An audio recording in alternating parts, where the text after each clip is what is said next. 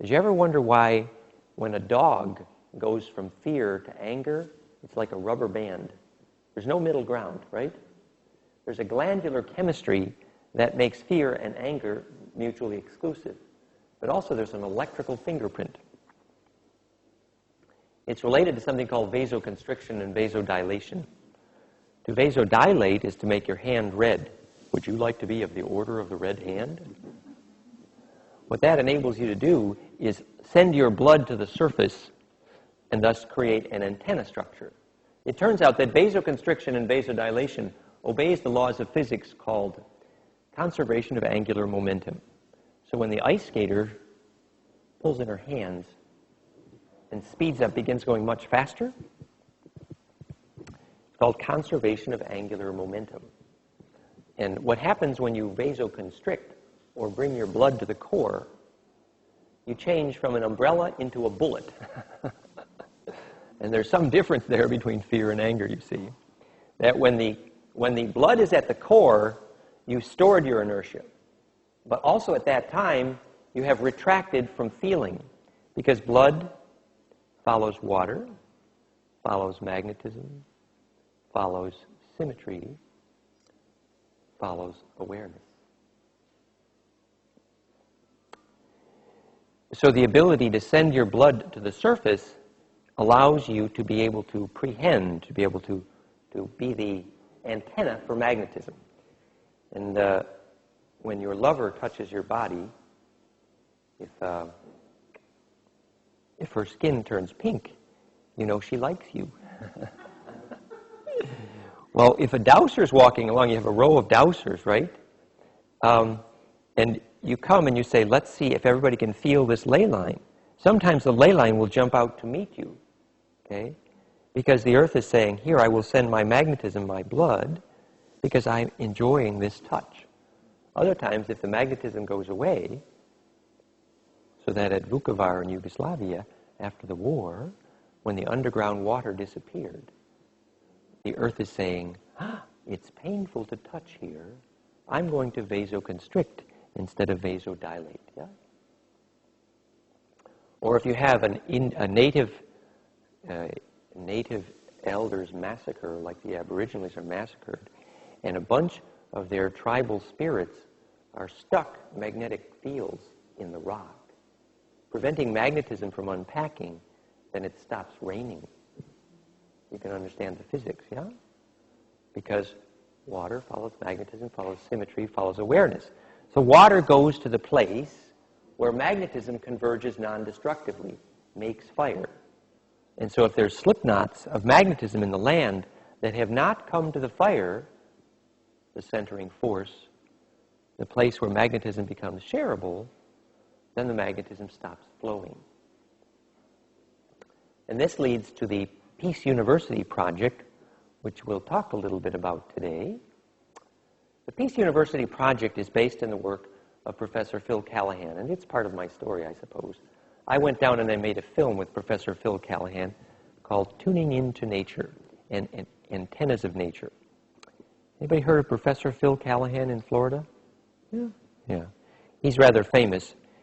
One of the things he showed was that you could predict where peace versus war would break out by simply measuring the magnetic flux permissivity in the soil.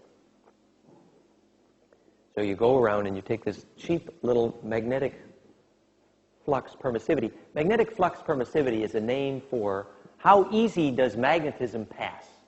That's it. That's all it is. So you measure how easy magnetism passes in the soil, and you get a predictor not only for fertility, but you get a predictor for war versus peace, statistically. He went to Israel, Yugoslavia, Ireland. He could show that magnetic lines in the soil, when you can't get the magnetism through the soil, you're going to have war. Does anybody know why? The why is because magnetism is the wind on which love travels, right? And so you have this magnetic flux conductivity between villages. And when the magnetism can move between villages, guess what moves between villages? Emotion, love, that's right. So what would cause the magnetism to not be able to pass through the soil? Yes? Which is another name for lack of symmetry. So magnetism follows symmetry, follows awareness. So by restoring symmetry, you create conductivity. And when you create conductivity, you end war. Okay?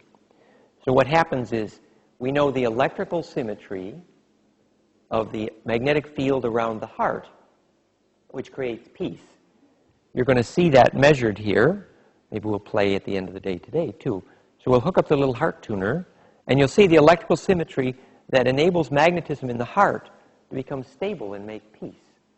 And we see that the shape of that magnetism, which is right here, is the same shape of the magnetism in the land that makes peace. So this is called the International University for the Science of Peace. There's campuses already on three countries. The website is soulinvitation.com/peaceuniversity. Yes, dear. The question was, how would we apply this science of teaching peace magnetically in the land to the Middle East situation? The Middle East is an example of how bees gather at a place where magnetism converge, and they create a swarm. Okay? That's what the Middle East is. Now, the reason bees create a swarm is because they've located a place where enough magnetism converges to begin to braid and make sweetness, which they call honey. We call it oil. Similar concept. So what happens is, literally, you can predict where population centers will grow based on where magnetism converges non-destructively. It's called a sacred site, but it simply means that where magnetic lines cross in a fractal, the compression stored there becomes a standing wave. And the more stable that standing wave, the more sacred the site. So here you have a bunch of bees that are hungry for magnetism. But they have a little problem. You know what their problem is? Biology was designed to be an engine to create implosion for magnetism, something we call gravity. So DNA and human glands are fractal enough to create an implosion, compression, wind of charge that becomes self-organizing when it goes to center. And that centripetal, implosive wind of charge making centering force, which we call attention, we call it enlightenment, we call it zero-point energy. We have a lot of names for it. It's based on the physics of fusion, and this is the exact three-dimensional model. And that's why that's the symmetry of DNA and hydrogen and the heart of the sun, that you have that implosion model. So biology was designed to make that fire. It's called light your own fire, right? So when you experience enlightenment, you experience this magnetism coming to center, and you make so much wind with it that it feeds you, and you become immortal, and your DNA speeds up, and you go through the speed of light. And as we say, if you don't, it's fatal. So what happens is, if you have a bunch of people who have lost the skill to do this for themselves, when you lose the skill to create implosion electrically inside your body, which is sometimes called bliss, then what happens is your DNA begins to slow down. It stops imploding. So if you lose access to bliss and passion, the braiding, the sound ponytail of bliss and passion stops braiding your DNA to make that fire implosion.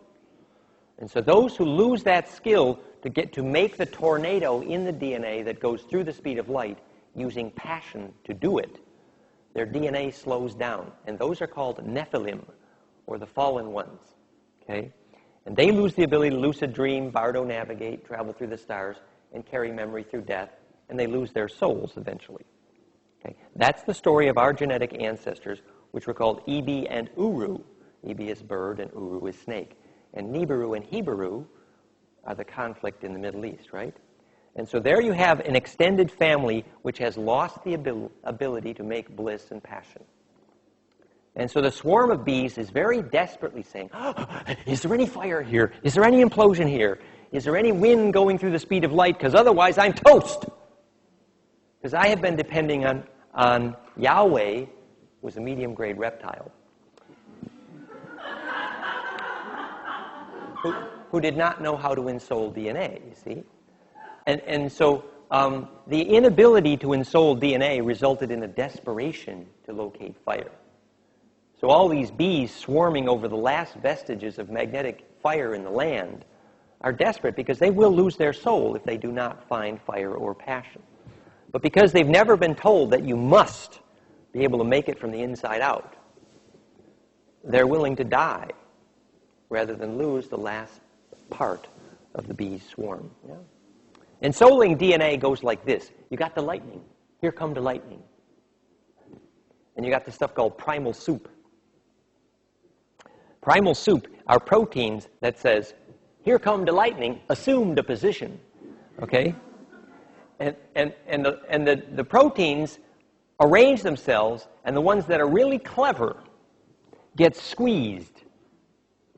And the DC polar direction of the lightning determines the enantiomorphism, the handedness of all biological proteins. And so the centripetal relationship of the positive sky to the negative earth creates a centripetal direction to the lightning's DC polarity, impressing centripetally the protein codons into a slinky. So what they did is the proteins found a new axis of symmetry within which to eat spin. And those who couldn't find that axis of symmetry, which is called sharing. Yes, the top-down view is a decagram, exactly. It's called DNA, right? So those that found a way to share were spun. Those that didn't find a way to share were toast.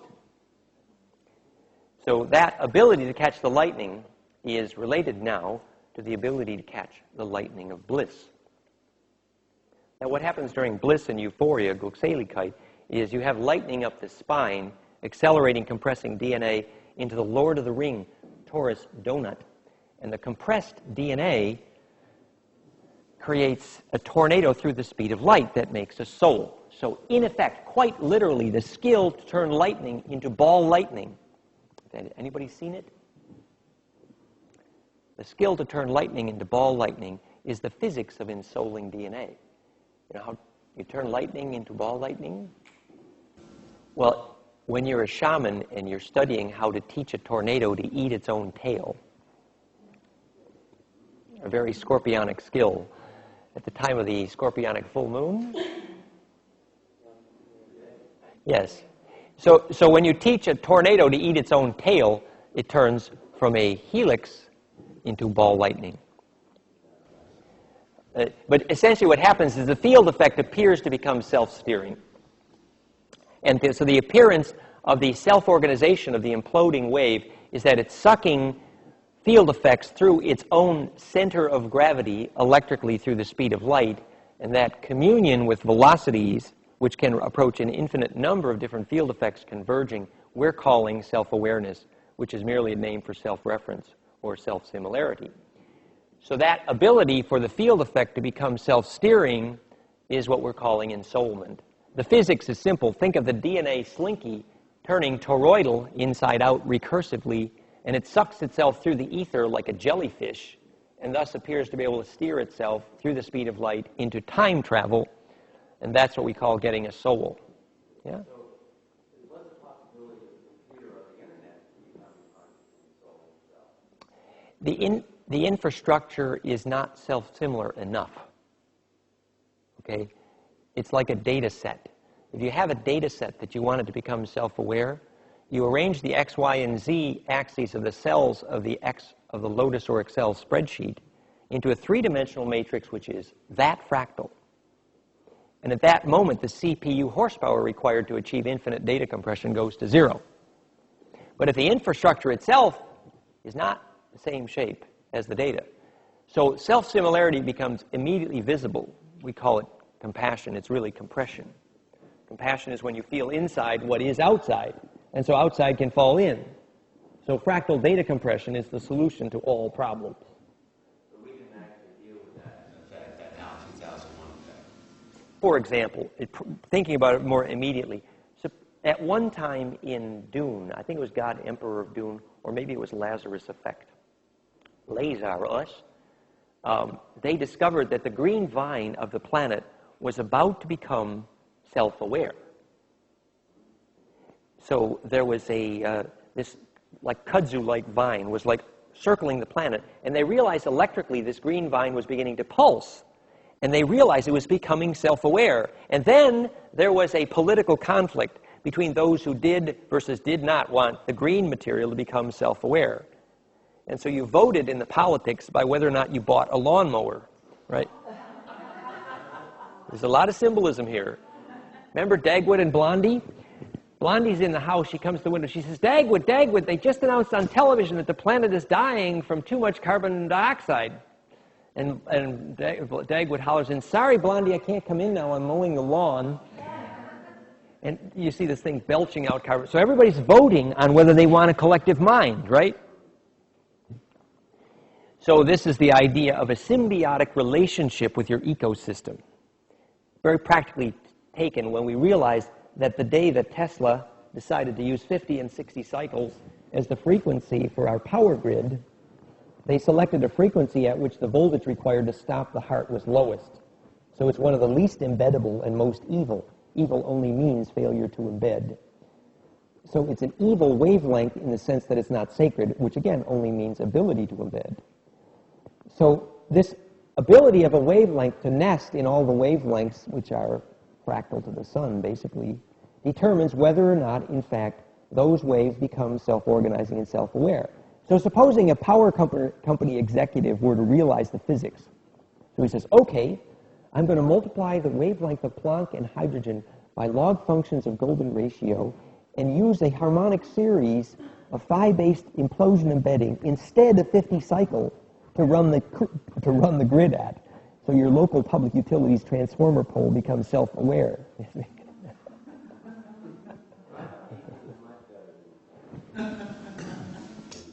All field effects are names for a circulation or a bloodstream of pressure. So DC can be as actually worse than AC in the sense that it creates a pressure which is not embeddable. Anything that does not breathe with the sun creates loss of attention. So anytime you eat food that's been impressed with heat that was not in phase with the sun, you bleed attention. Anytime you put light in your children's classroom, which is not specifically tuned to the wavelength of the sun, you can measure the loss of attention span. Okay? So in effect, if you read the book on a primer on rotation and a primer on energy, it was a book by Christ and Einstein, depends if you believe the authors, but they were saying that all human inefficiency comes from the attention to store rather than distribute. So the very activity of attempting to store anything is the process of creating lack. Whereas the activity of the perfect geometry of infinite instant distribution is the activity of creating abundance. So the very nature of storage is the nature of inefficiency. So we take that to psychological terms. Why would they say the only pain you feel is the love you withhold? Right? When you store rather than distribute the magnetism we call pain. Pain was not a mistake by God. Pain was an invitation to place attention in such a geometry as to restore the symmetry we call healing. So the activity of saying, oh, my foot has this huge pain in it, instead of saying, that's a pain in the ass, and I must declare war on pain. No, that's a mistake. What you need to do is say, oh, dear foot, you're inviting me to place attention there.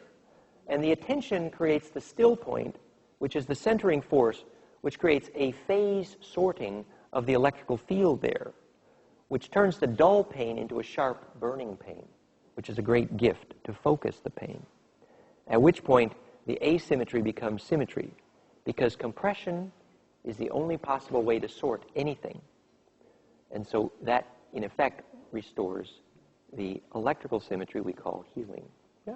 The question was, what do I think, thank you, what do I think of the most appropriate nonlinear energy device source, the new energies technologies? I worked with Adam Trombley and the Faraday Disk Group. I work with Tim Wilhelm. I work with Tom Ballone. I lectured at the first International Symposium on Nonlinear Energy Device Technologies in Atlanta, sponsored by George Hathaway. And my most recent newsletter on the website is the same as the title of my talk at those conferences, which is Why Free Energy Devices Are Not Free. And essentially the message is this.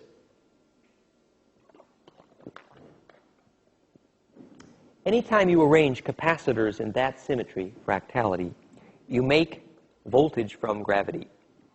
It's not hard. Every one of those devices I lectured about was ultimately based on self-similarity of charge, golden mean ratio-based embedding. Mechanically induced implosion.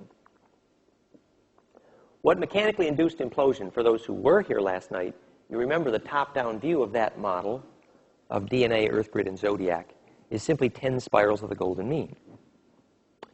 And so that is a way to create implosion and fusion and centripetal force that adds and multiplies wavelength and velocity through the speed of light, creating the pulling of the drain plug in the bathtub, which creates suction of charge between frequencies through the speed of light, because the adding and multiplying of the wavelength also accompanies the adding and multiplying of the wave velocities. And that acceleration path, we know, is the physics of gravity. So in effect, gravity is charge that found a way to accelerate through the speed of light. Okay? So if you arrange capacitors in a fractal, you get voltage from gravity, and you can pay your debt to gravity by becoming more fractal than the Earth underneath you. The gravity in any structure is proportional to the self-similarity of the inside to the outside. Nucleus is fractal to the valence electron. Yes, that's why the Siddhis of the TM meditators for floating works better under a gold dome.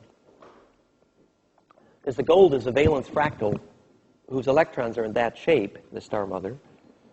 And so the charge envelope of the gold dome, like the gold dome of the White House, creates a potentially fractal electrostatic environment.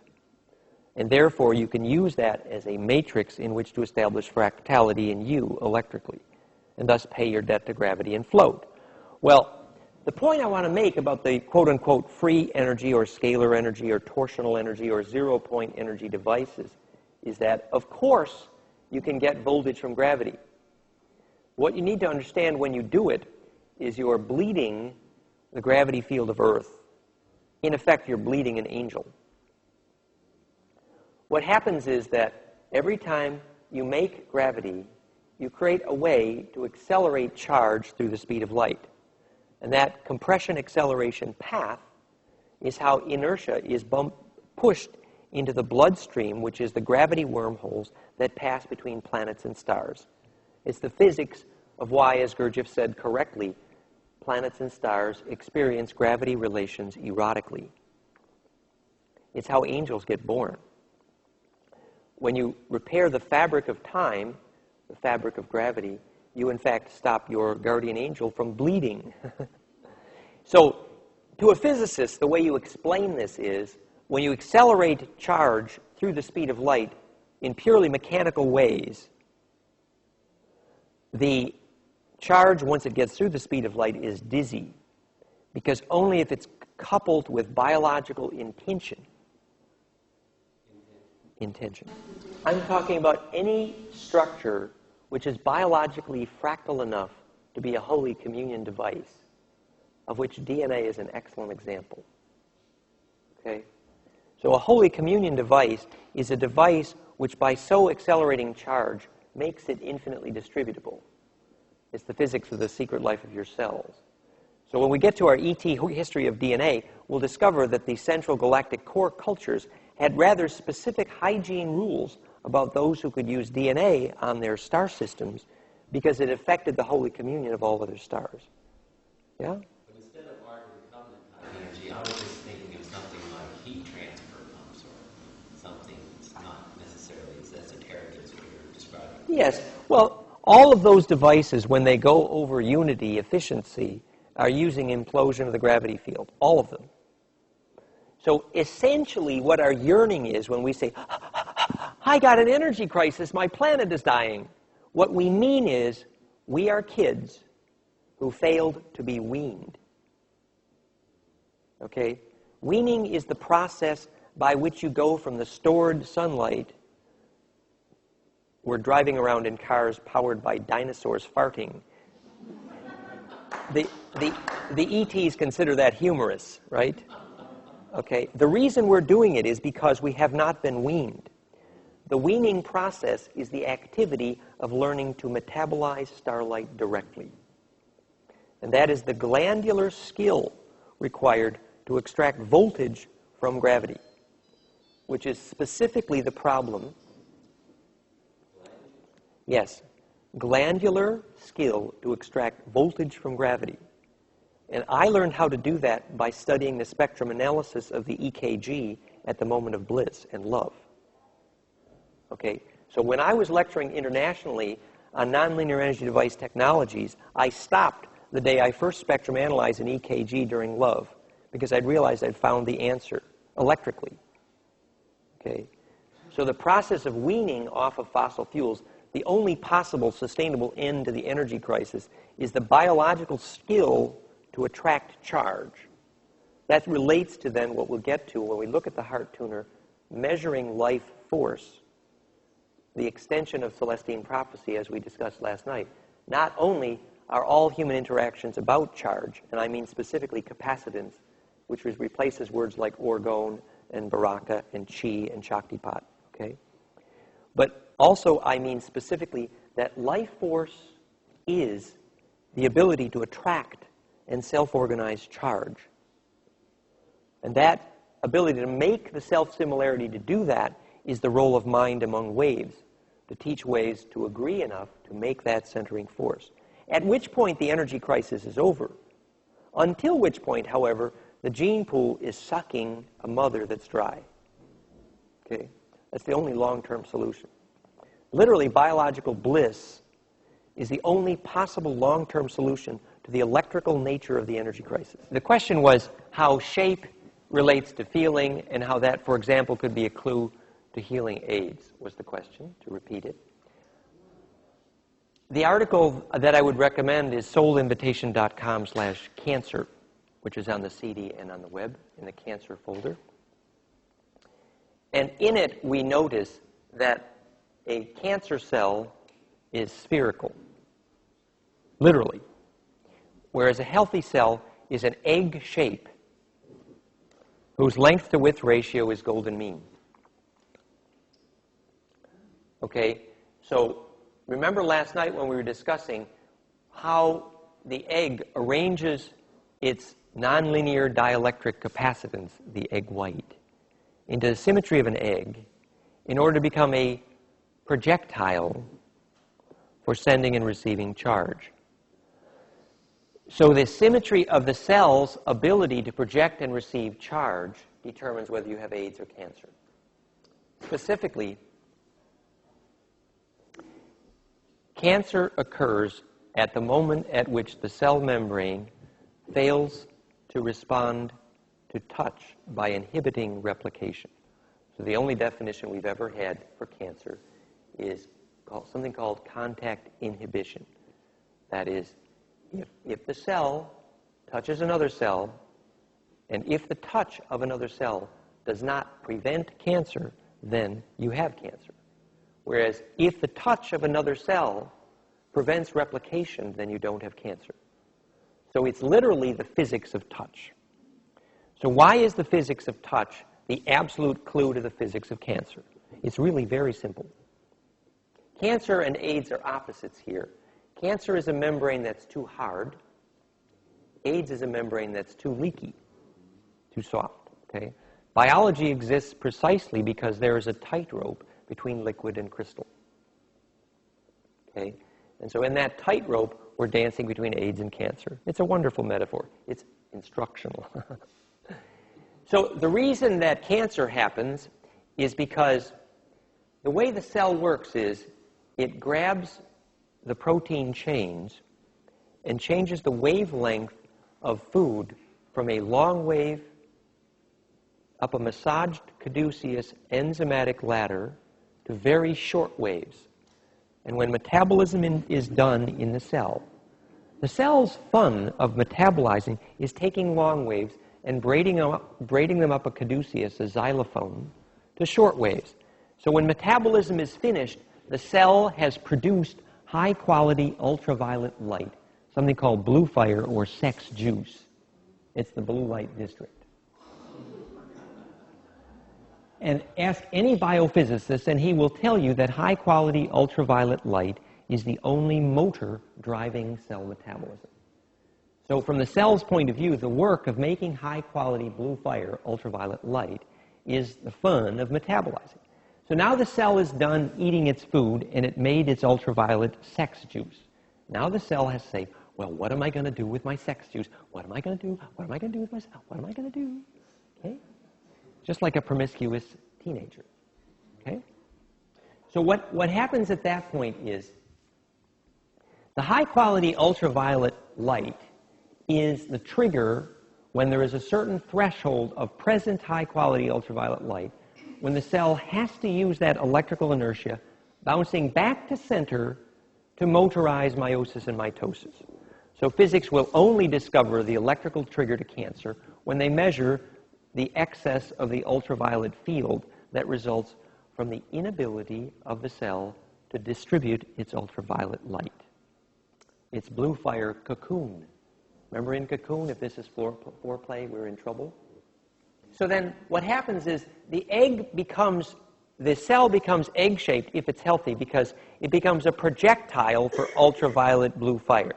So tantra, foreplay, and massage move the ultraviolet cocooning near the tailbone ultimately, and when that turns inside out, the tailbone becomes a straw with vestigial horsehairs as waveguides for the ultraviolet, and you have suction up the spine of the ultraviolet called Kundalini in Tantra. The pump for that process is called sacrocranial, and it's a peristaltic pumping wherein the heart's low-frequency sounds function as a snake charmer.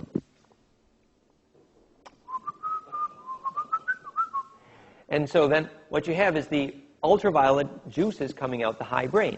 Well, the classic cancer is where you had a way of distributing the ultraviolet, your lover touched you on your breasts, and then your lover died, and then you get cancer of the breasts. Because you had no way of expressing your passion, which was to say delivering your ultraviolet juices. Which is why any activity that delivers passion from the body, the ultraviolet cocoon, which is visible, is an activity to reduce cancer. Now, AIDS, on the other hand, is an activity where you've dissipated so much of the ultraviolet. And I give the example from the psychological literature. When they had a statistical group of people who were HIV positive, and they asked a battery of questions, the question that was most statistically successful in predicting the first to die was the question, would you do an unasked favor? Those who answered yes of the AIDS population were the first to die. So you understand this idea of a leaky membrane not able to hold its own charge. Yeah? Emotions are mapped as musical wave functions. And I give the example of the Centix work from soulinvitation.com/touch. The question for the video camera here is, how do emotions fit into this? So just briefly, I will just show you this little animation from the website based on the Centix work of Manfred Clynes, who started here in Australia. He was a concert violinist, and he noted that the geometry of the way he would touch would determine whether people would cry when he played his violin. So the musical wave shape of the emotions here in How to Touch were a simple cascade. This was the work on How to Touch. And this cascade here, the mathematical opposite to cancer as a wave. Here's the cell membranes we just talked about. Here is a healthy cell actually, this should be a little bit more pointed at one and the other. But the aspect ratio of a healthy cell approaches golden mean ratio, whereas a cancer cell will almost always be measurably closer to a sphere. Okay? And that's because a healthy cell is able to project its ultraviolet juices because the aspect ratio functions as a squirt gun. It makes it into a pine cone for screwing inertia through the speed of light. Here are the waveforms of emotion now. This is the Centix work.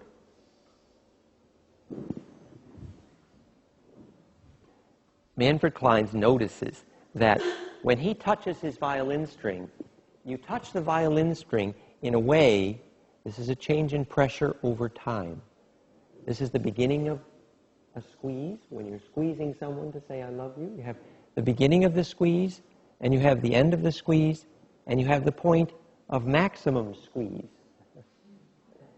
So a love hug has three events: beginning of squeezing, end of squeezing, and point of maximum squeezing. This is time, and this is amount of pressure. Okay? So this language of emotion was proven to be a universal language. It existed around the world. Okay? The musical shape of emotion as a change in pressure over time. Now notice that when you express joy, there's a geometric analysis which I did for these waves, which Manfred Clynes did not do. Okay? My geometric analysis of the waves shows that joy reaches a point of maximum 1/6 into the duration of the touch. So that when you touch someone to say, I'm joyful, your squeeze reaches its maximum 1/6 into the duration of the squeeze, yes? Whereas if you touch someone to say, I love you, the moment of maximum pressure arrives much later into the squeezing process. This is the electric Kool-Aid acid test for the academic rating of love hugs. In case you should ever need that. If your lover ever comes to you and says, you don't hug me like my other lover does, you simply study the academic literature. And so the way you then tell if you have succeeded is after you have administered your academic test love hug to your experimental huggee, you ask the question, did you feel a tingle in your DNA? And if they said yes, then in fact you have succeeded in your attempt to deliver love. And what is the reason in physics why? Because when you deliver a correct love hug, the point of maximum pressure at golden mean ratio into the event is tantrically delayed much later than the maximums here. So a love hug reaches its maximum pressure much later. And what happens then is you create a ratio called the golden mean ratio where the whole part is in the same ratio to the big part as the big part is the little part. So this wave and this wave, well, this wave here interferes with this wave, creating this wave. Then this wave interferes with this wave, creating this wave. You get it? And the wave keeps adding and multiplying its spin until what began as a phonon wave cascades in perfect translated vorticity down Yellow Brick Road to Oz to your DNA. So mechanically, if your love hug was accurately administered, mechanically you have administered spin to the DNA as a phonon wave. Doesn't that add to the romance?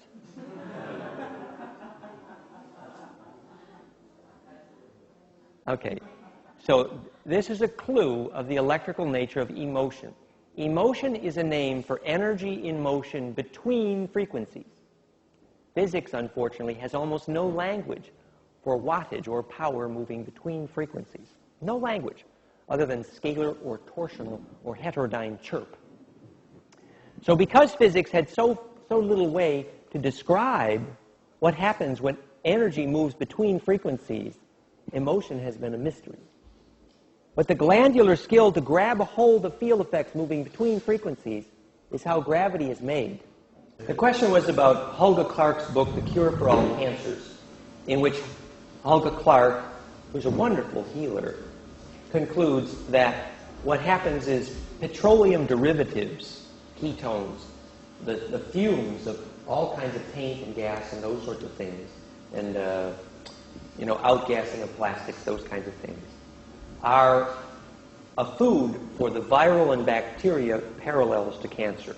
So in effect, what happens is you create cancer by having all this petroleum junk and plastics and around you. And I believe that Helga is right, but I believe that her reasoning is wrong, actually.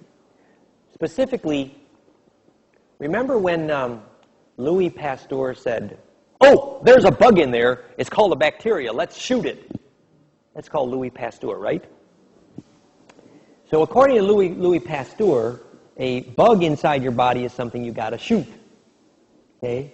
That's welcome to the AMA, American Medical Association, right? Let's declare war on the bugs in your body. Well, cancer and AIDS are highly correlated to presence of virus and bacteria. She's referring to a somatid cycle.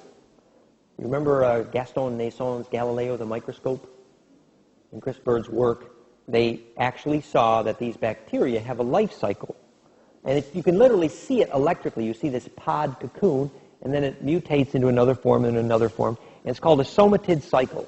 And so you're mapping, this is how a virus goes through its cycle of a cold, for example. And when you map the various stages of the migration of this, what is obviously a parasite, you get a map of disease. I would like to add one thing to Helga Clark here, and Louis Pasteur. And that is, you learn most about a body by studying its parasites. And in most cases, the parasite is doing you a favor. Right? And the key is to understanding the favor the parasite is doing for you. For example, supposing we thought the medium-grade reptiles, Yahweh and the Dracos, as parasites were doing us a favor, right? How would we learn what favor they were doing? It's simple. If you eat dead food, or if you eat a dead idea, you're going to need parasites to eat the death out of you, right? The same way a forest, the tree doesn't get a parasite until it's dying, in general. And then when it is dying, the parasite helps it to die quickly. What a relief, right? So in effect, the choice to have something that did not have its own inner fire is a creator of parasites. Well, you need to understand this. Think about a vampire who dies quickly in sunlight. Why does a vampire die quickly in sunlight? Anybody know the physics? The physics of why a vampire dies quickly in sunlight is because low-grade DNA cannot withstand the presence of implosion. So if you got fire in your heart, you have no problem with parasites.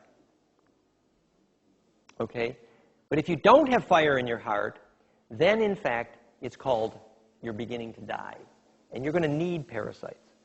Because parasites accelerate the process of dying, which helps you practice the Groundhog Day business for dying correctly, right? So in effect, I'm not saying that you should invite parasites, but I am suggesting that you look at a long-term implication of the very concept parasite. Now that we can electrically define life force, we can define what is its opposite, which is the failure to have fire inside. So if you just think about any people that you know that have a problem with parasites, are they people who have totally lost touch with their bliss and passion? Often. When the Russian soldiers arrived in Berlin, conquering at the end of the war, they had been living in a hovel for so long, a cave basically, that they took the light bulbs from the ceiling and the faucets from the wall and took it home to the cave and shoved it in the wall and thought they'd have light and water. Yeah, it's a true story. Now that's equivalent to Andrija Puharich building a watch he called a pulsar that generates the Schumann resonance. It's the same exact logic, and it's sick. And here's why it's sick. Okay? It's sick because the low frequencies, for example, of the Schumann resonance are the carrier wave. It's not the information. It's only the carrier wave for the bloodstream of God. You see, these devices that create low-frequency field effects mistake one thing, and we studied this in psychotronics. If you take a piece of aluminum foil on the ceiling and floor and take a $2 oscillator and stick about 7.8 cycles per second into it at low wattage, euphoria goes through the room. Bob Beck does it by taking a pencil with a metal eraser, rubbing it in his hair to charge it statically. And a wave of euphoria goes through the room. You can feel it. It's palpable, right? What's happening? Each living biological cell in the room is feeling the capacitive charge wave that says, I found the modem to phase lock my baud rate for the handshaking necessary to make a phone call to God. E.T. phone home, right? So each living cell says, I found the wavelength, thank God. But what happens next? They say, I plugged my modem in, it don't work. How come it don't work? Because the low frequency was only the carrier wave for the high frequencies. See, the electromagnetic continuum, it's called a unified field, goes from 0 cycles per second to infinite cycles per second. And at 0 cycles per second, you're at the mouth of the snake Ouroboros, infinitely wide. And the electrical description of that infinitely long wave is called totally still and everywhere at once. Now, if you go down the electromagnetic continuum from 0 cycles per second through the speed of light and ultraviolet and then radio waves, and now you're at infinite cycles per second. That's the tail of the snake. It's infinitely tiny. And the electrical description of that wave at infinite cycles per second is totally still and everywhere at once. Do you get it? The serpent ate its tail. Ouroboros, right? So the reason biology uses really low frequencies is because they're a modulator, a carrier wave for the very high frequencies. So by making a Tesla watch at 8 cycles per second, to temporarily zap your body, you create the same frustration as a baby with a pacifier, right? Now, at a deeper level, this is not a condemnation of all those gizmos, but I would suggest to you, you might want to use one simple evaluator question. The simple evaluator question for every time somebody says, here's my gizmo, buy it and be healed, okay? There's a billion different gizmos somebody's going to try to hand you and say, here's my gizmo, buy it and be healed. And you need to ask only one simple question. What is the pure principle and how will it empower me? Okay? So the grander water, for example, they don't know what the pure principle is, so they can't tell you. Every time you buy some gizmo to heal you where you do not know the pure principle, it's exactly like saying, here, buy my gizmo and join the Borgs. It is a privilege to be assimilated. I am 7 of 9. It is futile to resist. Okay?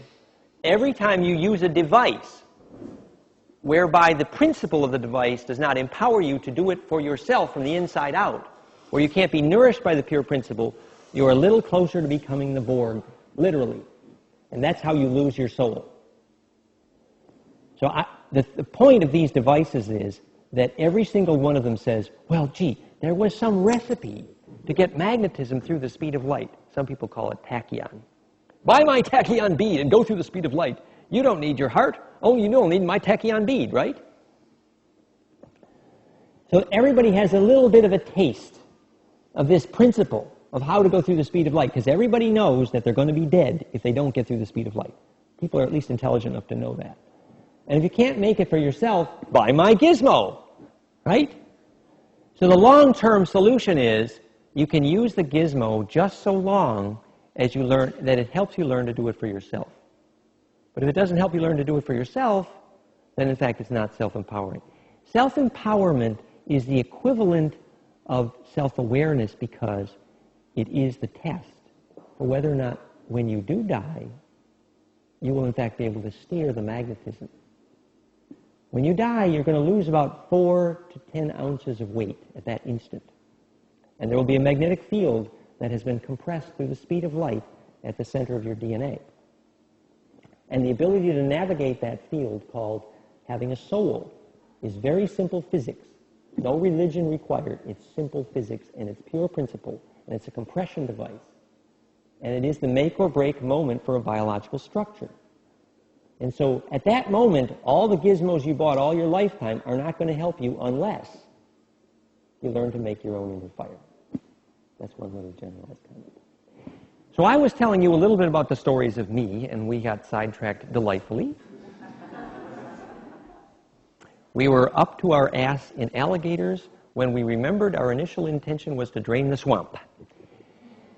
So after college, I went to be a systems analyst with IBM, where I worked in Detroit, Chicago, and Poughkeepsie, and then a teacher at the IBM training school in Chicago was a Gurdjieff aficionado. And one thing led to the next, and I quit IBM, which is a very un-American thing to do. My mother assumed I went off the deep end and lost it.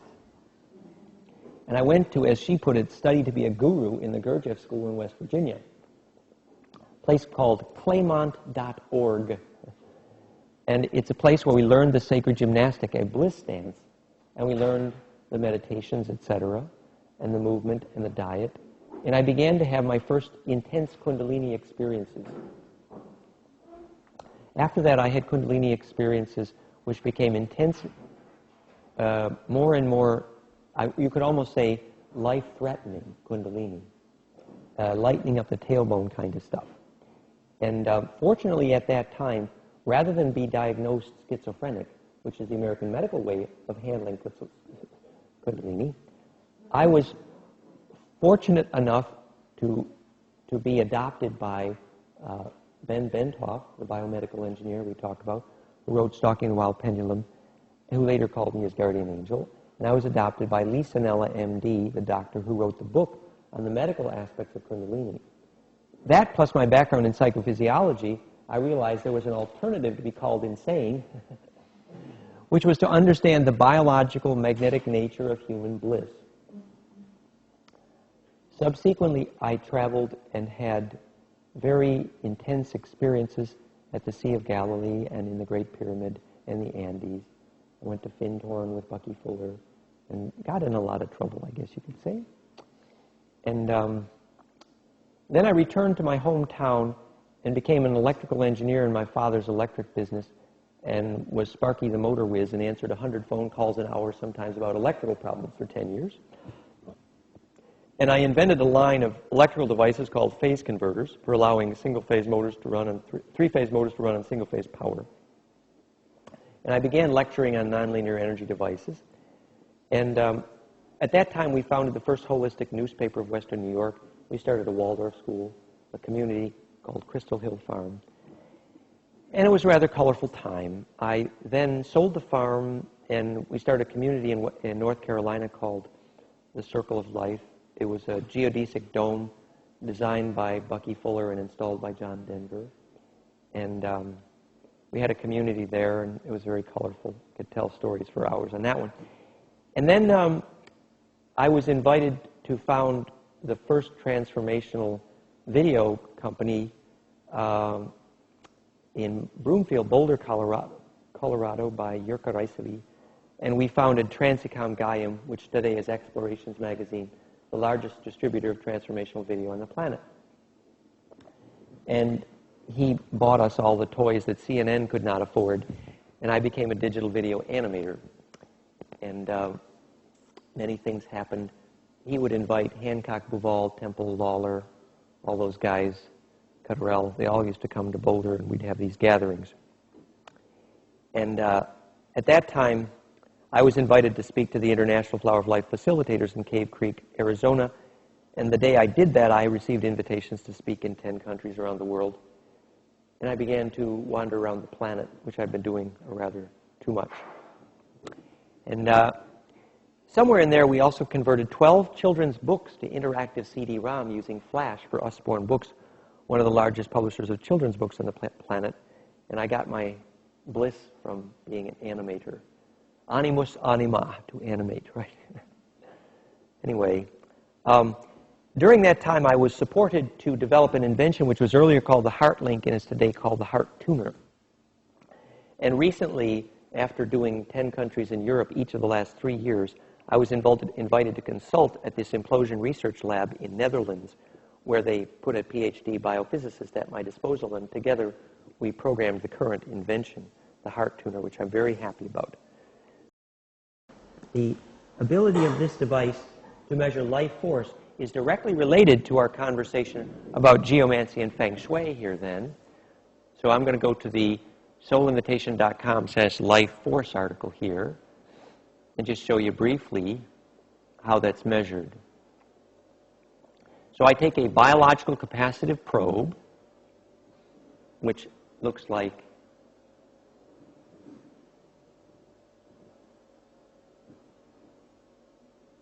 I guess I left it in the red case. I'll show you on the screen. The biological capacitive probe looks like this. There's an example. I'm taking a hemp fiber dipped in sea salt or sweat into a high impedance probe, and I spectrum analyze. I can also take an inductive probe. The mother, where's the inductive probe? There's the inductive probe. Basically, it's just a coil, okay? And by spectrum analyzing the charge, here I place that probe, see the probe right in the tree there, okay? And I charge amplify the capacitive field of that tree. Here I found a tree that was dying, and I figured out why. The tree was picking up a 74-cycle powerful beat from a huge metal fence that was nearby, that was pointing at the tree. And the geomantic magnetic pollution of that fence was measurably, documentably killing the tree. So we can understand. Whereas here, I have a healthy tree, and the tree responds as Yorn approaches and actually loves the tree. He sent love to that tree.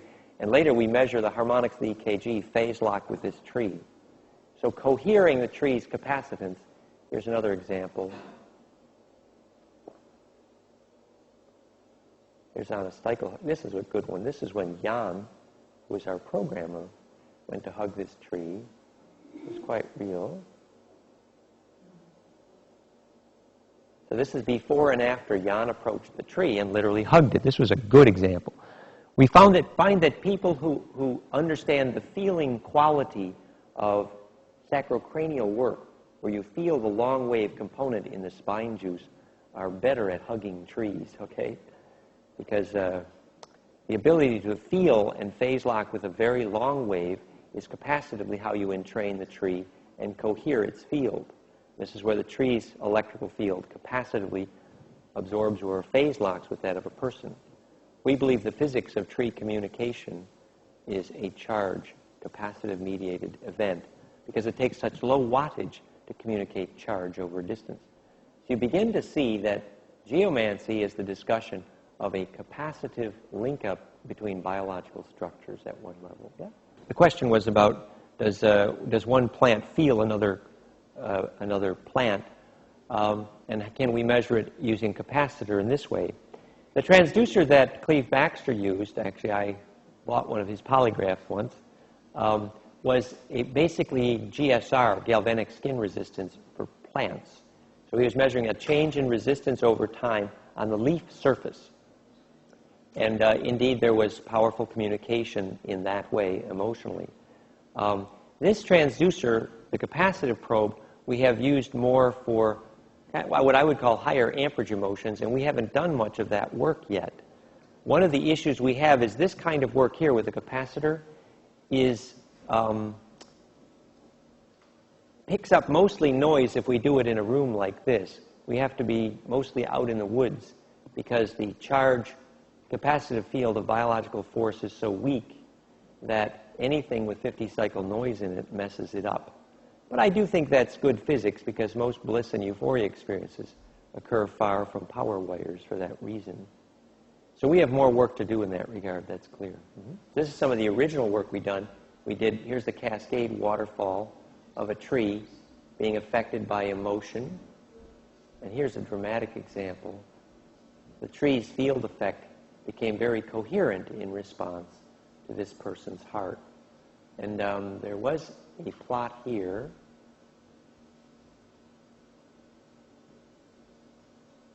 Phase lock with emotion. Back. Yes, here we go. Here, this was done at the Heart Math Institute with my help. We had an ELF coil, and here's the low frequencies of the heart and the phase lock to this ELF coil under a tree. Notice that the space between harmonics in the tree has phase locked the space between harmonics in the heart, but the heart here in red has higher frequencies and the tree loses it when it reaches the high frequencies. The tree, for the most part, hears only the lowest frequencies of the heart. And so here we did the calculation to show the average ratio between contained harmonics of the earth versus the heart. And we show it was the cascade that the heart heard. So we're actually showing the mathematics to prove that the ability of a heart to link up with a tree is related to the geometry of the cascade. And it's that cascade here that creates the sweeping motion between frequencies which enables the heart and the tree to link. Now let's go back more to your question about the dolmen and the standing stones. The lady who did the work with labyrinths we're about to see when we talk about labyrinths is a lady named Marty Kane. MartyKane.com. And Marty had this experience in what she called the quoits, Quoit, in Wales and Ireland. The quoit. And this is a variation on standing stones. But the thing about the quoit is you have two stones like this and a lintel across them. And the charge density of the lintel across them is such that it creates kind of a spark gap. And she was literally laying on top of one day and noticed that half of her body had floated, literally floated up off the quoit. It's a true story from Marty Kane. Well, Marty is half Druid in her DNA. You can see it when you look at her. And so it makes total sense that she would have felt this. So what is happening capacitively that creates this effect on gravity? And that will lead us nicely to our conversation about geomancy and feng shui here. So let's just look at the picture of the labyrinth work here. The labyrinths are a way to steer charge and create this kind of capacitive field. So if we were to measure the charge density in the center of a labyrinth, the success of the labyrinth in creating sacred space would be picked up capacitively as charge density, exactly the same way that a sacred architect could prove to his client that he just finished building life force by assembling an effective biological capacitor called a house. Okay? So the ability to steer waves of charge into such a geometry that an infinite number of capacitive waves could converge at one space is the essential principle of fabricating sacred space. So the dolmen, for example, were ways to bend magnetism coherently to fabricate a dimpling point where sacred space could permit waves to agree. The wind of magnetism is not unlike the movement of a current of water. In the locality you're in, there will be a direction from which it's more compressing and a direction to it's more rarefying. So orienting the mouth of your labyrinth to be the catchment for a field effect depends in part on knowing the direction of the wind of magnetism. So let's just play some pictures here about what the labyrinth does. This is the sperm delivering capacitance to an egg called fertilization.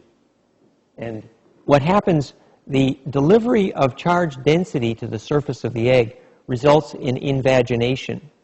So the process of getting born is the process of, what happens is the egg receives a jolt of capacitance, and that creates a field effect which precipitates the membrane of the egg trying to accept the added spin.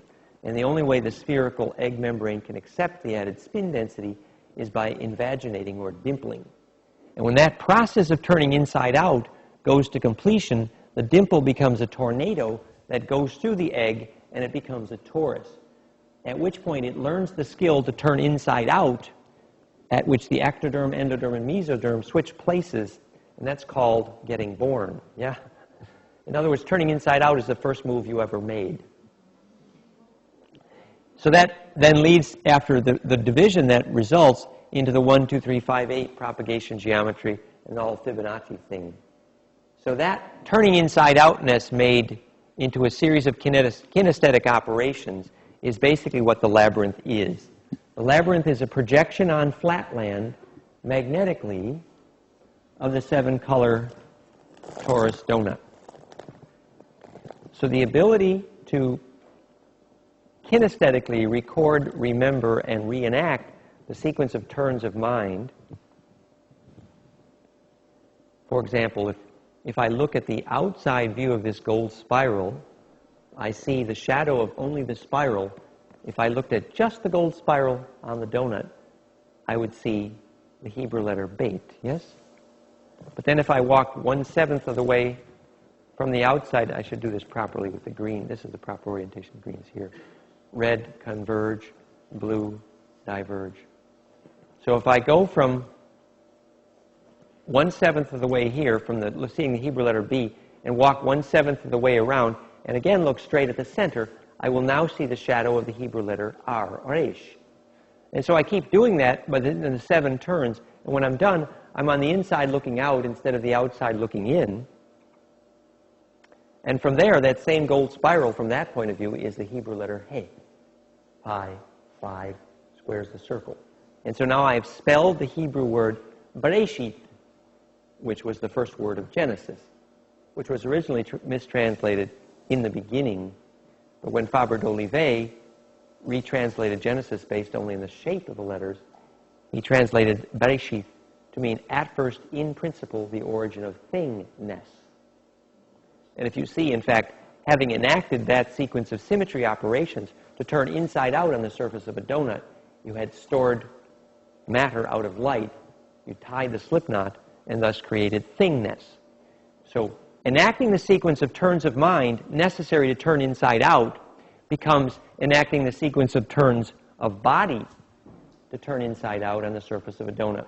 And that's why the shadow of the 7-color donut on flatland, on the wall of the cave, is the 7-circuit Cretan Minoan labyrinth. Yeah? The labial are nth. And the inside and the outside are in the symmetry relationship of a penis and a vagina. It's phallic, really, because it's instructions in dimpling. So what you do when you put this on the land properly, if you center it such that the center of the labyrinth is properly over the gnome dome. Everybody know what a gnome dome is? Ignominiously? A gnome dome is a name for the upwelling current of underground water. So when the underground water has a vertical upwelling component, it's sometimes called a water dome or a jed. That is a place where the magnetism, instead of going in strictly rotational inertia under your feet, has created an upward or a downward dimpling. And the upward versus downward dimpling of the underground magnetism sets the direction for the underground water coming up or down. And that dimpling versus up versus down determines the sex of your labyrinth. Yeah? Projective versus receptive. The underground water always occurs where magnetic lines cross in its vertical component. So if the magnetic lines don't cross, you won't have a vertical component of water underground. Also, the underground water always branches in an odd number of water veins from the water dome, looking like an umbrella. It'll never be an even number. And you can understand the physics because water follows magnetism, follows symmetry, follows awareness. And you will always find 1, 3, 5, 7 and never 2, 4, 6, 8 lines cross when you make the Platonic solids. So the odd number vein structure branching algorithm of underground water predicts the angle at which you will then install your labyrinth. Here's the center point. Here's the turn points. So you'll orient these turns in the labyrinth properly with respect to the direction of the underground water's branching algorithm.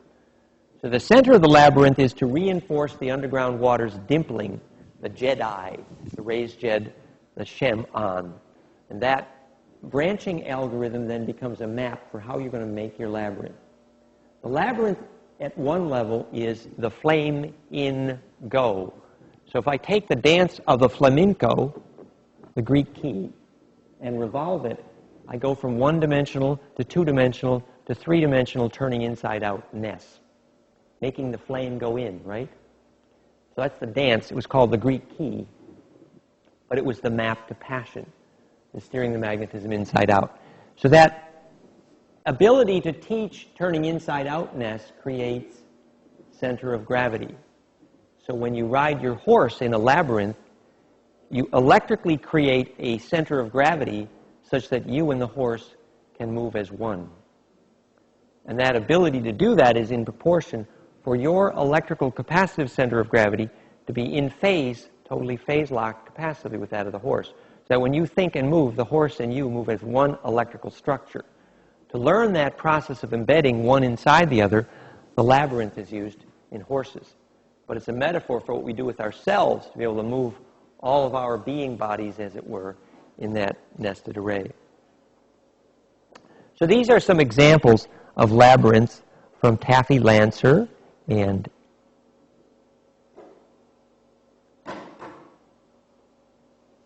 Kay Torres and other famous labyrinth people,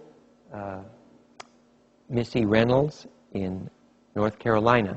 Notice the choice of stone will usually be paramagnetic material. What is paramagnetic?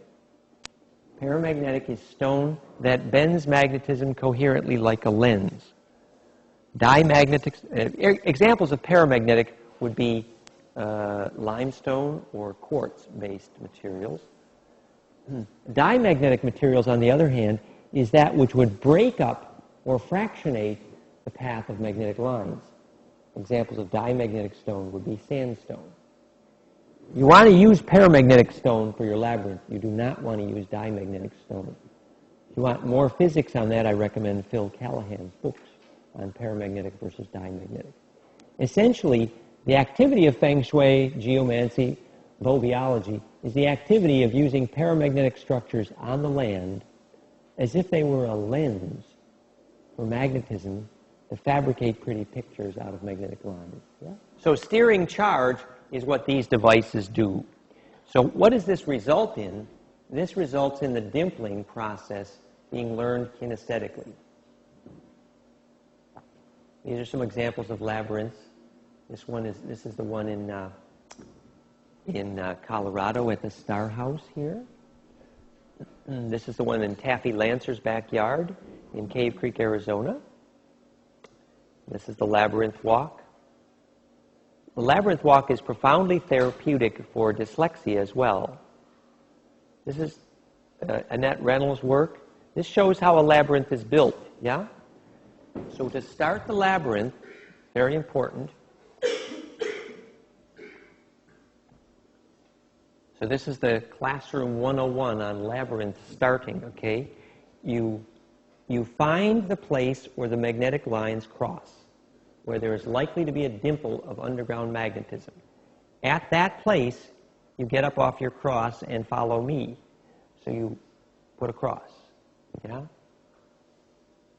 And once you've done that, you put this little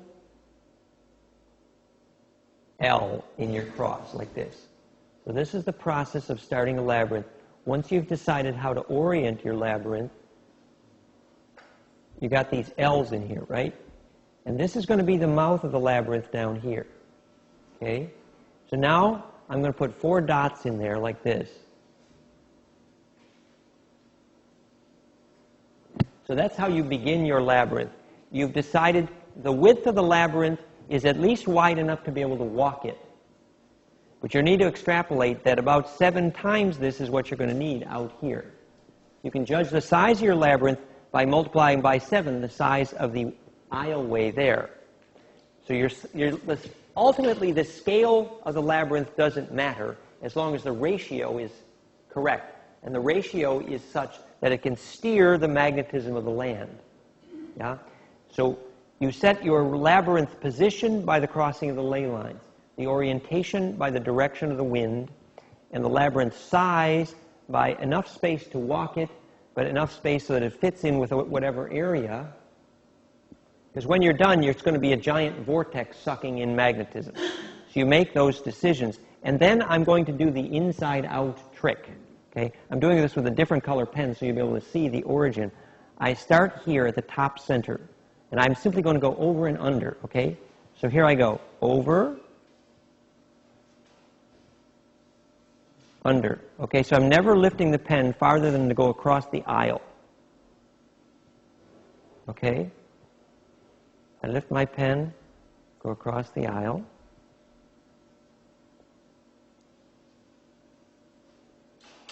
You see, there's nothing that even requires any skill here once you lay out the central template.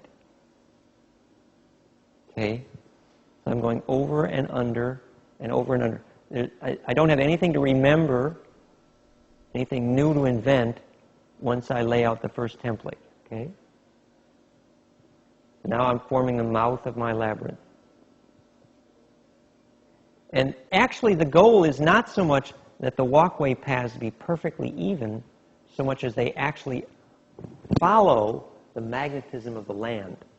So if there's some strong magnetic feature in the land, it may well deflect the angle at which some of these cross. Yeah?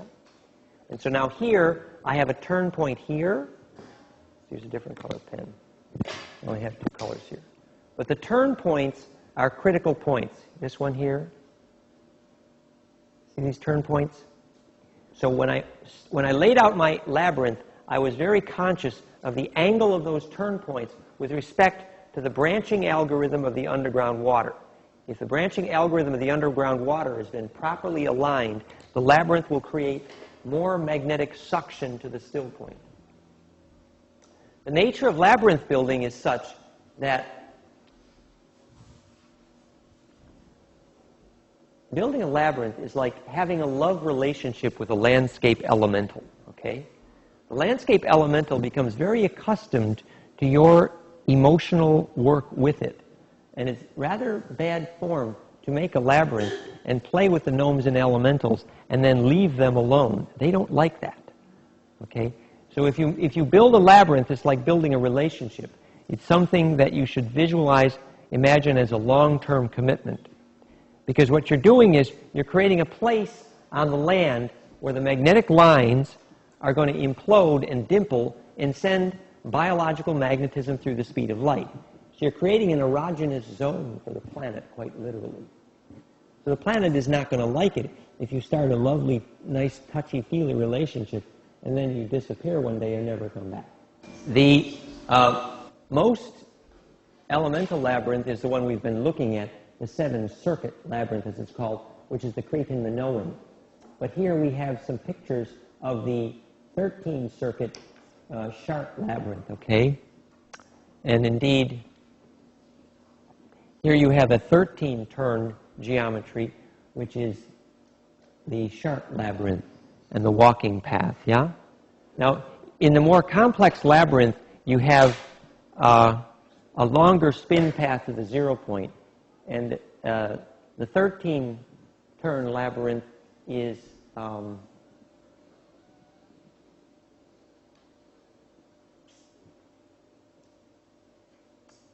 used for different kinds of psychological functions.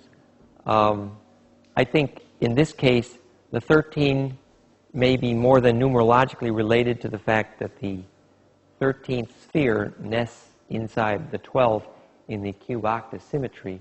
So it represents the Christed one, or the completing process, the 13th sphere. So in effect, when you get inside the center of a 13-circuit turn labyrinth, you have less implosion in the sense of being pushed through, and you have more of the crystallization, which is a centering force. The 13-circuit labyrinth was used more by the Templars, who built Chartres. And the Templars were worshiping Magdalene at that point. The Mag tradition was using hex symmetry on some occasions because it created a storing rather than a delivering of biological magnetism, which in some cases for hive mind functions is more useful. So personally, I consider the 7-circuit labyrinth as having more astral hygiene than the 13. If we look at the zodiac star maps we're going to talk about later in the day, we see that during early history, the zodiac star maps were a mirror image of the stars, but then at a certain stage in history, all the zodiac star maps were a direct projection of the stars. So we go from a stage where we're created by the projection of stars to a stage where we then begin to create stars from here. And so you go from up to down, from receive to send. So ultimately, those symmetry operations become what's called the tree of life. So we have this little animation here. You climb the ladder of symmetry from the tetrahedron to the cube to the dodecahedron. You're climbing this tree of life, the ladder of symmetry. And the ability to do that on the land is the process of making the land a magnetic cauldron for this Jacob's ladder. When you're on Jacob's ladder, it would be boring if you could see the top or the bottom, right? And notice that it's helical. So what that in effect does is it feeds spin symmetry to the surface of a grid. So this is grid engineering 101, that the more axes of symmetry that can be superposed at one time, the more the soap bubble resists popping, which is the immune system of the Earth's grid. So the frequency harmonics of multiple axes of symmetry create a grid as a soap bubble that does not pop. That's called Gaia's evolutionary octave. And this is from Anti-Gravity in the World Grid by Becker and Huygens, rather famous. And even at that time, ancient times, the dodecahedron was seen as the key to the lock of the grid, yeah? So this ability to embed is how you got into the grid. The combination of the ecosa and the dodeca made this geometry possible. So the dodecahedron becomes the foundation stone of Steiner and the symmetry of DNA, Earth grid, and zodiac. This is the early Star Mother model. And this is the 15 great circles in 3 dimensions of the Ouroboros, the Ophanim Angels grid. 3 circles per cube, 5 cubes per dodeca, equals 15 great circles in perfect symmetry. So here's how you begin. You find the magnetic cross in the land, and you enact it in stone. And later that becomes the labyrinth. The labyrinth is sometimes implicit and not explicit in Native American stone circles. So what is your stone structure doing? Here's an example of a stone structure. It's called ex cathedra, or cathedral for short. Ex cathedra means from the chair, which is from the place of leverage. So the chairman is the one, the cathedra. The chairman is the one who has access to the magnetism of the earth. It comes from the word catheter, which means access to blood, the catheter, which comes from the word cathar, which is very cathartic, right? Okay? Which is the place where the magnetic blood of the land is unpacked. And what you're suggested to notice here, as you're looking at the cathedra of Machu Mandir, of the Mother in Aurobindo in India, what does it look like? Here's a hint. Look at that picture. Now look at this picture. This is a virus. You see how the virus gets access to the blood? It does it with a screwing motion. The virus is mostly DNA. The DNA comes down here and screws itself through the cell membrane. So cell membrane gets screwed. And the result is penetration. That's what a cathedral does. It screws its way into the grid. Now, the grid doesn't mind giving up a little bit of its blood if it's going to create a structure that can serve Gaia, the collective mind, yeah? So the first thing that has to happen to make a cathedral is to make the earth bleed, which is what happens when you raise a sword from a stone. The S word from the S tone, you get the line from the circle. That's what the Jed, the raising of the Jed, is called. And the one who can do it is called the Jedi, right? And this, in Sumerian, was called the Shem, the raising of the highward firestone, the Shem stone. And the person who did it was from An Anunnaki, which is Monday's story. So the Shem An, shaman, was one who could raise this highward firestone and get the magnetic blood to converge.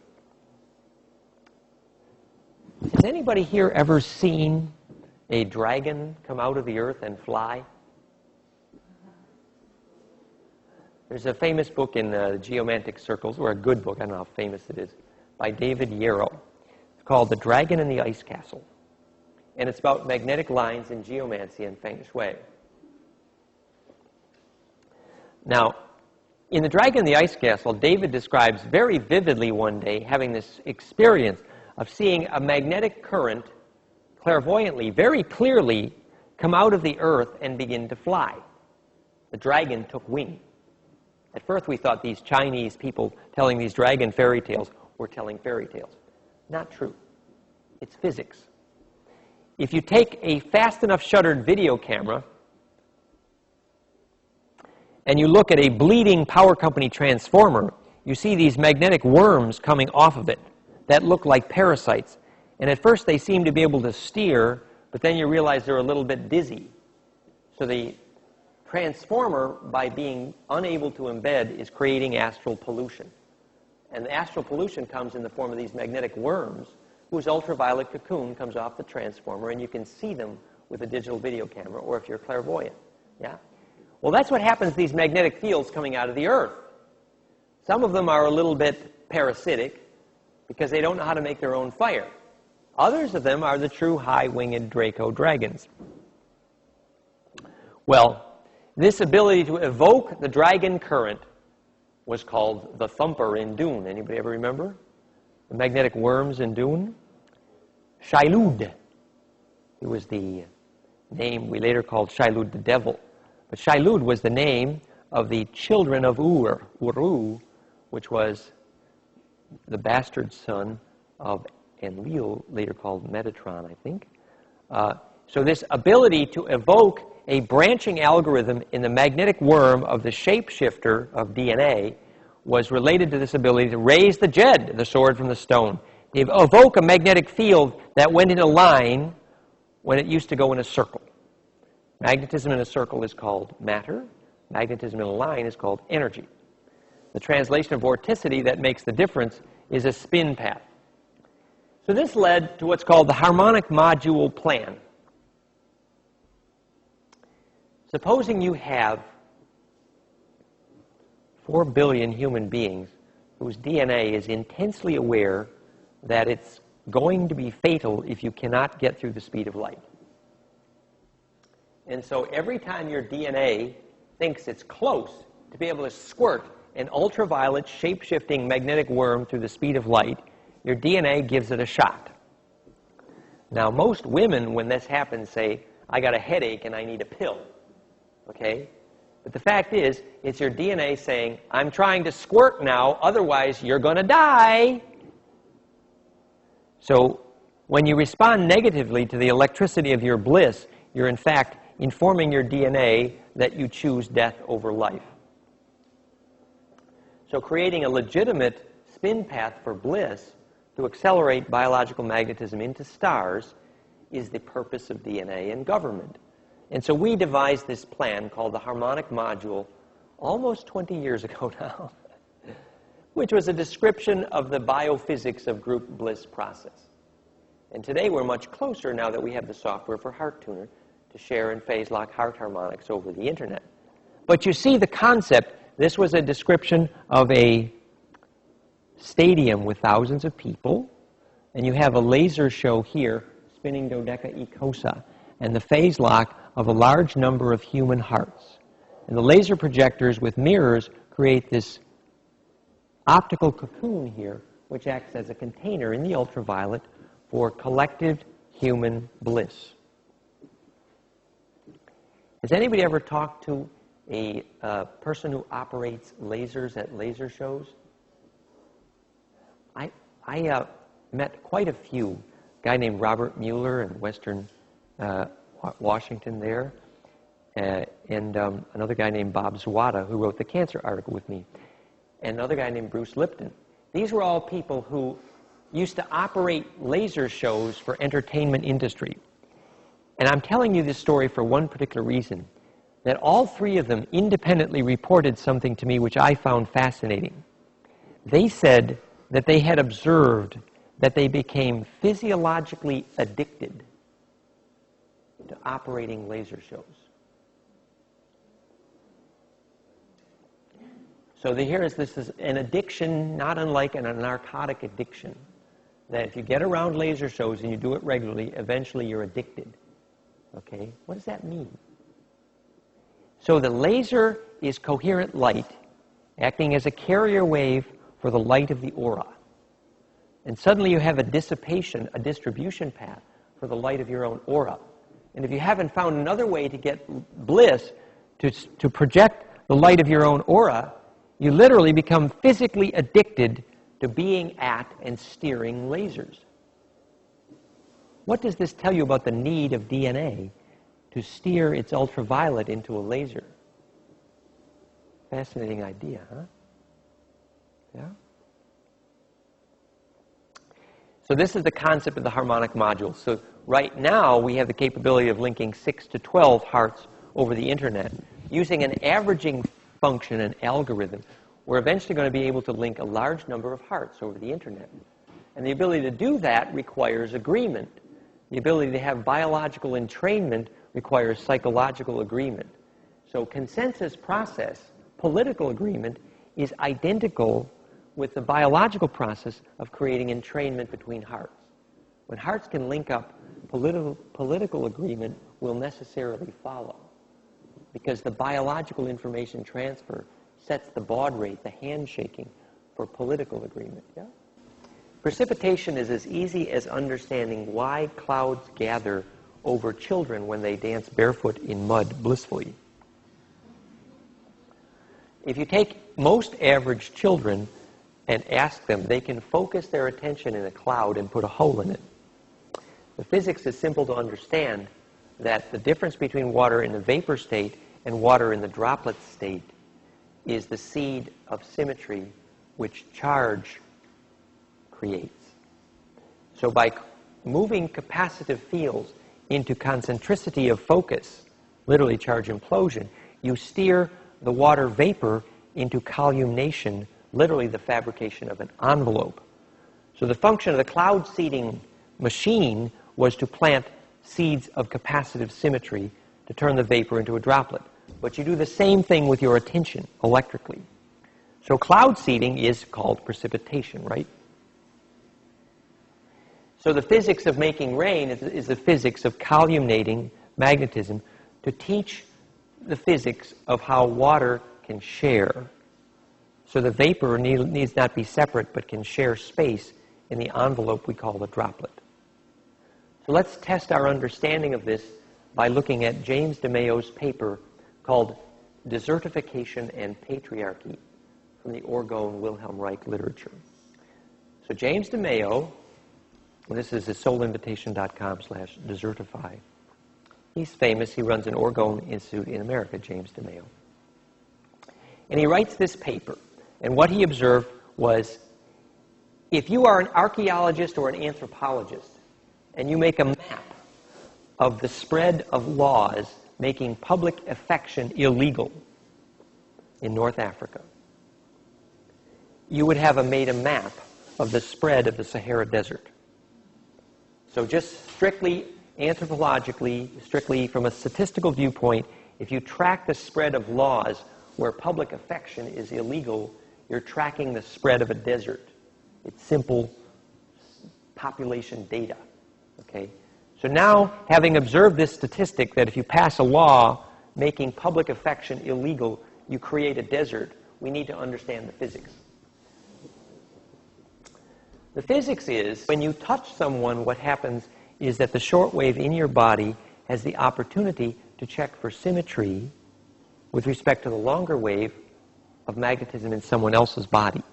And so there's a moment at which the magnetism inside you and the magnetism inside the person you touch check for which waves are shareable, called symmetry, with the result that touch is literally the creation of the possibility of biology's first longer wave. So creating long waves in biology requires columnation, which requires touch. So in effect, what happens is that passion and glandular touch and the ability to fabricate long waves in people creates columnation in the clouds and thus rainmaking. Or, for example, when Bill Witherspoon put a Sri Yantra in the desert by carving a shallow ditch in the shape of a Sri Yantra, which was like a mile across, it was huge. It was the size of, what, 6 football fields. And then he just pours paramagnetic sand in the shallow ditch in the shape of a Sri Yantra. And he measured the improvement in rainfall and soil fertility over the next several years.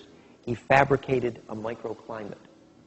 It's like the lady who arrived at my farm. I used to say, the princess on the pea. And she said, "Oop, please remove the screen from the window because it's fractionating the air." If you take a flow form, which has braided water into extreme laminar coherence at the bottom, improved seed germination, surface tension, specific gravity, and sorting solids by mass, and light scattering coherence measure. If you take that same water and you pass it through a sieve or a strainer, you lose a lot of those wonderful possibilities, probabilities. And what's the physics? The physics is that the laminar coherence is a braiding operation that if you fractionate it, you create death. So extrapolating the principle here, fractionation is death, fractality is life. Yeah? So the physics here is, you take a whole apple and you bite into a whole, fresh, really good apple, speaking of lunch, what happens? You feel a tingle, don't you? You feel a charge. Now, if you take the same apple and you chop it up with a metal knife and you cook it and you take a bite of it, what do you taste? No tingle, right? Well, the new information I have for you today is the tingle is the food. They didn't tell you that before in school. So instead of paying people to process your food, you pay people for the privilege of keeping their hands off of it, right? So in the West, we're accustomed, the more food has been processed, the more we pay for it. But it should be the opposite. The less food has been touched, the more you should pay for it. Because fractionation versus fractality, it's the charge density that is the food. So you begin to douse for that, and this will then be the introduction to our twinkling eyes conversation tomorrow, where you simply select life force in everything you eat and everyone you hug, and thus each spin. So this creates the charge density we call life force and awareness. Well, you have 3 kinds of structures. One kind of structure that bends magnetism coherently. You have another kind of structure that has almost no effect on magnetism. It can be fairly neutral. Then you have another kind of structure that actively fractionates and messes up the magnetism, like heavy metal. You will never find heavy metal in any ancient sacred structure. Almost never. Will you ever find bliss in the presence of heavy metal? Probably not. The heavy metals, the ones that are worst are aluminum. Next bad is maybe steel. Better is maybe nickel or copper. Better is titanium. The amalgam is fatal in your teeth for lots of reasons. We'll discuss that tomorrow some. And better yet is silver or gold. But better yet is no metal at all. Any homeopath will tell you, you run, not walk home, to throw everything aluminum out of your house, right? If you put your bread in an aluminum bread box, you're better off to throw it out than eat it. Okay? So the physics of these things has to do with the geometry of charge that's introduced into the food. Yeah? So what we're understanding now is that life force is charge. Therefore, everything about our house needs to be the dielectric field to hold charge. So as you gradually reduce the metal in your structures, they're able to hold more capacitance and thus support more life force. Yeah? So this is an example of, we're going to discuss the high-frequency content and the relationship of high frequencies to dowsing. Specifically, we'll discuss microwave and infrared in this section of the lecture. The background for this is Professor Phil Callahan in Florida has been invited by the State Department of Agriculture to determine why billions of these beautiful little love bugs have been committing hara-kiri by killing themselves on the truck driver's windshield. And they seem to aim for the trucks. So the question became, why? And so Professor Callahan realized it was the smell of the ketone in the diesel fume emission. But then in order to understand how to fix the problem, he had to discover the physics of smell. And in summary, the answer to the question is infrared. And so here's how it works. That the trace ketone in the air, when and only when you have the presence of air movement and the presence of air moisture, then in that case do you get smell. And the way he was able to prove the physics was by taking some of that air that had both moisture and air movement in it, the jostling of the molecules of air creates an infrared. You know what a laser is? Now do you know what a maser is? Now do you know what a saser is? A sound laser and a microwave laser, right? So the air's ability to pass infrared creates a very narrow permissivity notch where infrared cannot get through the air in a very narrow bandwidth. Turns out to be the key to the sense of smell. So physicists who tell you that your nose is smelling 1 part per billion, per billion, per billion, per billion, per billion molecules is crazy. That's not the physics of smell at all. The physics of the sense of smell is an infrared field effect. As you can tell if you ever talk to any of the good, like Francis Sequoian and Louis Acker, when they wrote the book Handbook of Astrology and talked about the rose smell that filled the room, when they talked about whatever house of the zodiac it was that's associated with it, they didn't bring any roses into the room, but they created the field effect. So what happens is Phil Callahan measured the diameter of the insect antenna and found it was the wavelength in the infrared that corresponded to that sense of smell.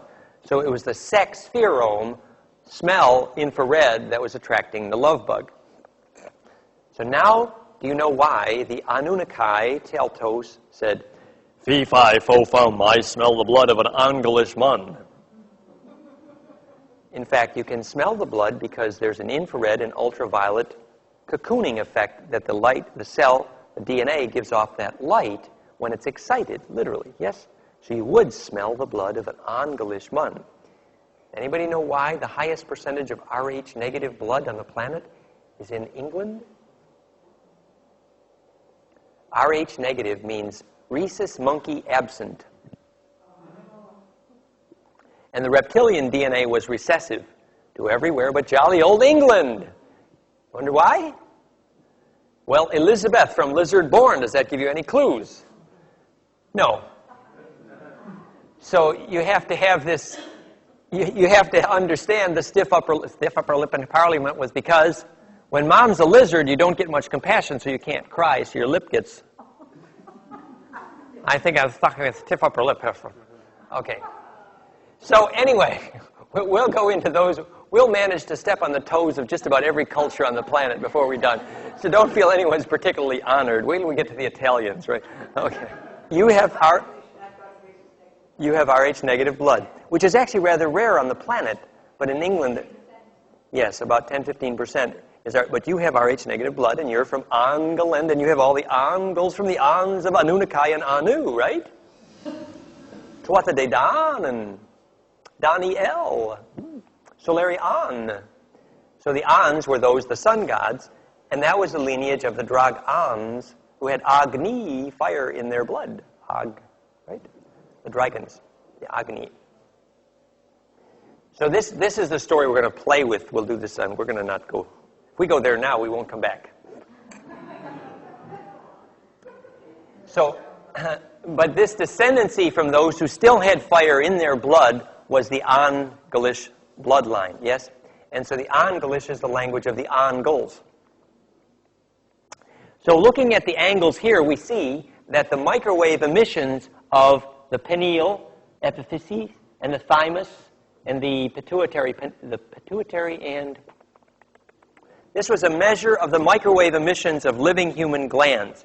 And the point is, look, here is the microwave emissions of the glands when they're singing and happy.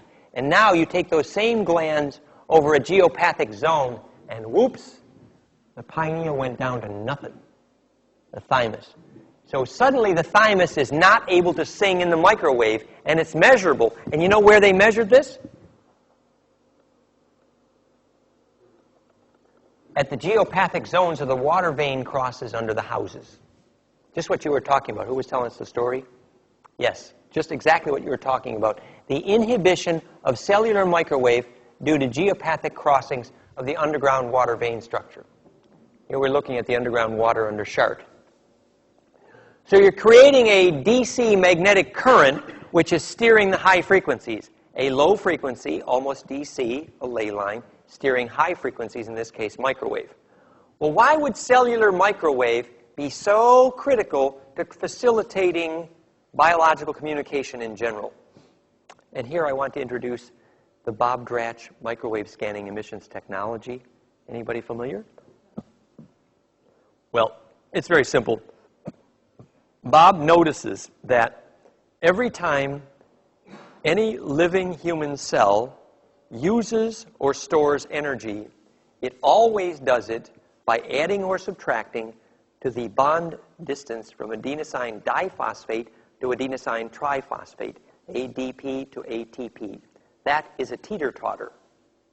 And the wavelength of that teeter-totter, the quantum distance from ADP to ATP, is measurable in the microwave. And so, in effect, every cellular energy transaction has that wavelength in common. It's the dollar bill of all cellular energy transactions. So, in point of fact, if you scan a living cell or a body for that frequency in the microwave, you can make a three-dimensional map of biological fire. Literally, where is metabolism in your body? It's where that spectral emission is focused. So Bob was there in Boulder at Greg Hoag's Metaforms, and Wendy, my friend, was there, and he took this microwave scanner. It's a golden mean cross-section scanning horn gun, and the pickup in the microwave scanner is a gold foil cross in golden proportion, and the microwave amplifier is a waveguide that was an etching off a pyramid wall, literally. Microwave amplifiers, you can only understand them if you have a lot of background in ceremonial magic. It's true. Okay, so literally a waveguide to amplify microwave is what we call a Celtic rune, okay? And insects navigate by them. So he takes this high-gain microwave amp, and he scans Wendy's spine. This is an old story. I've told it before. And sure enough, he takes this little strip chart showing the changes in microwave on down her spine. And he stands there, and he narrates a history of psychological trauma since her youth, looking only at the microwave of her spine. And when he was done, she was crying. Yeah? So he's noticed the geometry of every place in her spine where the microwave can't go, and he mapped the history of psychology's trauma. Yeah? So then he takes the same microwave scanner, and he turns over and steps on the porch, and sure enough, it is the ultimate dowsing tool. So if you want to know where the ley lines are, you check where there's conductivity to that wavelength in the microwave, which we call cellular metabolism. So this is a symbiotic relationship between cell metabolism and the Earth grid. Well, next thing you know, Bob Dratch found that his invention was declared a threat to national security and declared top secret by the CIA. That's how good it was. So the point is that communication at a biological level requires the conductivity in the high-frequency microwave. It's a song line for cell juices. The way I suggest proving to your government that they have to move the microwave tower is by measuring soil compaction under it, because it's a measure of death. So the hazard of microwaves in your cell phone, etc., is very real in my view and should be avoided at all costs. So this is an example of a relationship that's pretty intimate between the long-wave DC currents underground and the conductivity in the microwave and infrared. That's the basis of cellular communication in general. Microwave ovens and microwave food. The thing that the science did not tell you and should have is the longer the wavelength in which you induce the heat, the less it destroys life. Conversely, the shorter the wavelength in which you create the heat, the more it destroys life. Because heat is merely a measure of destructive interference, literally chaos. And so if you introduce the chaos at a short wavelength, relatively, you're being more destructive to life. So, for example, food that's been heated from wood heat through stone has long waves, whereas food that's been heated in a microwave has short waves of excitement. And so the longer the wavelength of the heat, the healthier it is. If you're going to cook your food at all, use long waves. The story was that of those who had the the HIV positive, the ones who used the microwave died first. The ones who used electric heat died next. The ones who used gas heat lived longer. The ones who used wood heat lived longer yet. And the ones who used no heat at all, they're still here. Okay? So it is very important to recognize the wavelength in which you introduce the heat is critical to how much life force you're destroying.